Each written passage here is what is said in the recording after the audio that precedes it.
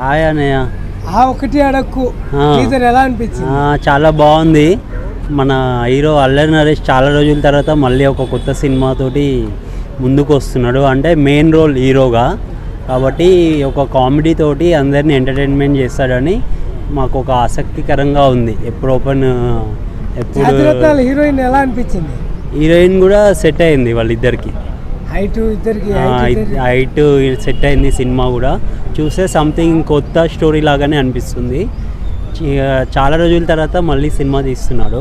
మాకైతే థియేటర్లలోకి వెళ్ళే చూడాలనిపిస్తుంది. అల్లరి నరేష్ నాసామి రంగ తర్వాత ఇది హీరోగా మంచి హిట్ పడుతుంది అంటారా? నేనైతే ఇప్పుడు చూశాను కదా, టీజర్ చూసాక నాకు కంపల్సరీ ఆ నమ్మకం వస్తుంది.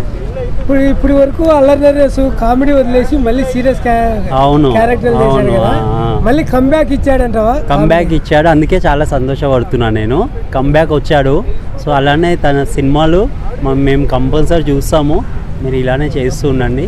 మాకు కావాల్సింది కామెడీ. ఎందుకంటే ఈ జాబ్ టెన్షన్స్, ఇంట్లో టెన్షన్స్, ఆ టెన్షన్, ఈ టెన్షన్, కాబట్టి అన్ని సినిమాలలో అంటే ఏదో కొద్దిసేపు ఉంటుంది.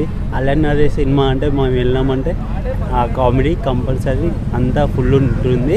ఎంటర్టైన్మెంట్గా ఉంటుంది, కామెడీ ఎంటర్టైన్మెంట్గా ఉంటుంది. కాబట్టి అతని సినిమాలు ఇంకా మాకు కావాలి. మీరు అట్లా సైడ్ రోల్ కాకుండా మీరు హీరో లాగానే చేయండి. నరేష్ గారికి నేను చెప్పేది ఇది ఒకటే. టీజర్ అయితే ఎక్సలెంట్గా ఉంది. Thank you.